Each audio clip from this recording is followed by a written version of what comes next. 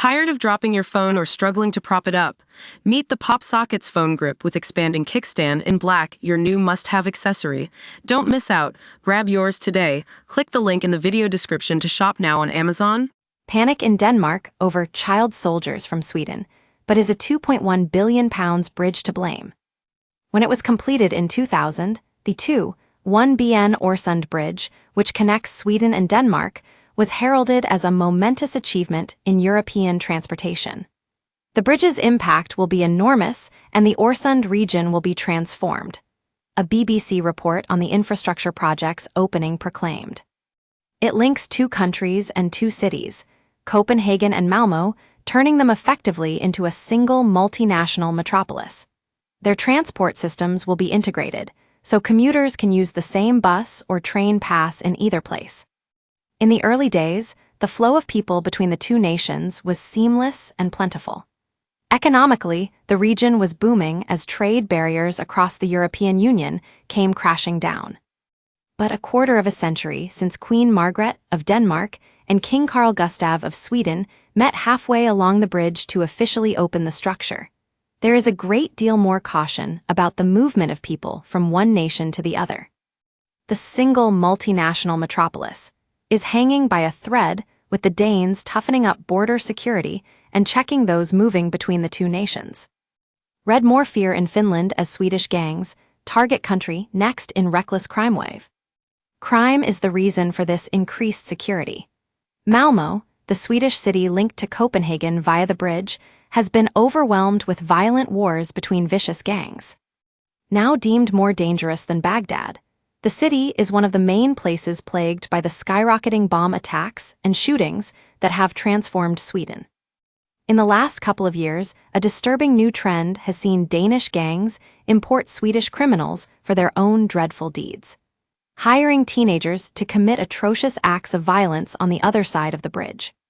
Last summer, it was revealed there were 25 incidents involving Swedish citizens traveling to Denmark, some of whom were heading there to commit murder and arson in just 5 months. Danish Justice Minister Peter Hummelgaard laid out the issue in no uncertain terms, commenting, "Criminal groups in Denmark have hired Swedish child soldiers to carry out criminal deeds. What is happening on the other side of Øresund?"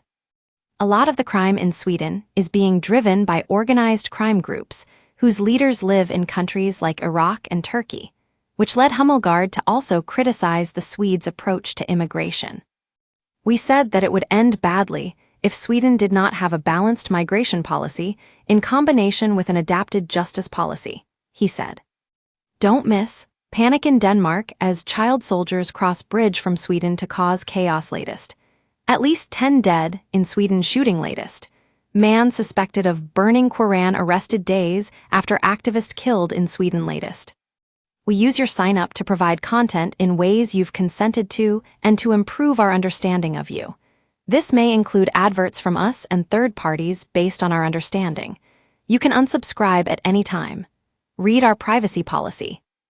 I know for sure that things have started to happen in Sweden, and I have respect for the fact that they have a longer democratic process. But I do not want to hide the fact that Sweden has been warned about this for many years.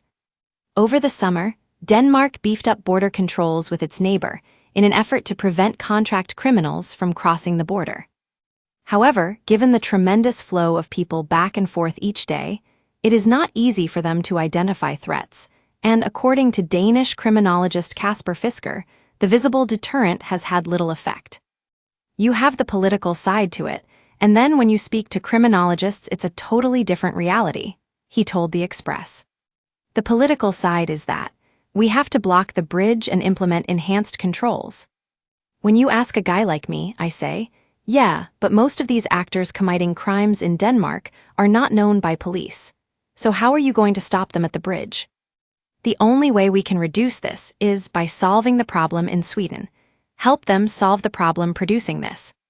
Despite being based in Denmark, Fisker finds himself doing exactly that, working on methods of prevention with his Swedish counterparts. He remains positive about the bridge despite it's now becoming a key route for organized crime. A lot of S***T comes over that bridge, but also a lot of nice stuff, he added. It's trying to weigh the pros and the cons. We have a lot of commercial interest in that bridge, and it brings liberty. A lot of Danes now live in Malmo and go across the bridge every day, and vice versa.